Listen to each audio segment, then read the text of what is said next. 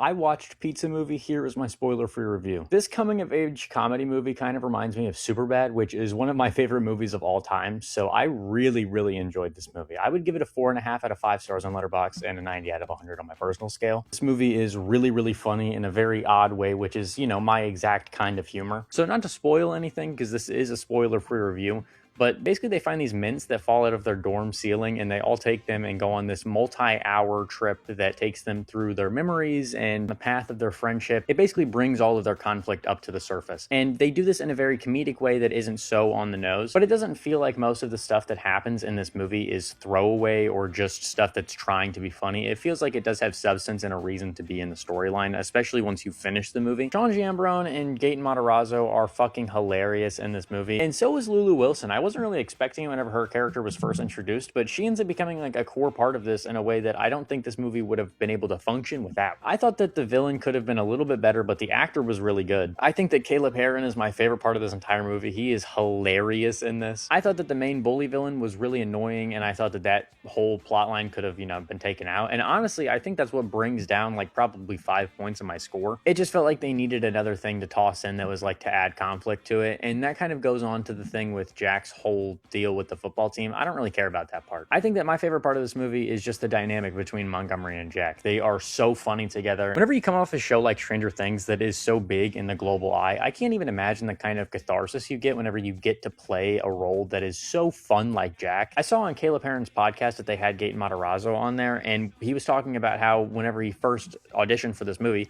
he was going to play Montgomery. He wasn't going to play Jack, and he eventually persuaded them to look into him as Jack. And I don't really see how that would have worked, because I cannot picture Gaten as anybody other than Jack. He does such a good job in this movie that I can't imagine anybody else playing him. Overall, this is a really funny movie. It has like Gen Z humor, but in a way that isn't so like annoying. I thought this movie was really likable and really funny. I don't really understand any of the criticism that I've seen so far. So I hope that this movie helps our generation make more comedy movies, especially in a time that I feel is pretty bleak for comedy right now. We could all use a little bit of cheering up in a time like right now, so go watch this movie. I wish that it was in theaters, but it's only on Hulu. This is a really fun watch, and I would recommend this movie to pretty much everybody I know, so go watch this. Everything's happy, everything's nice, everything's happy, everything's nice, everything's happy, everything's nice. No one's gonna die today.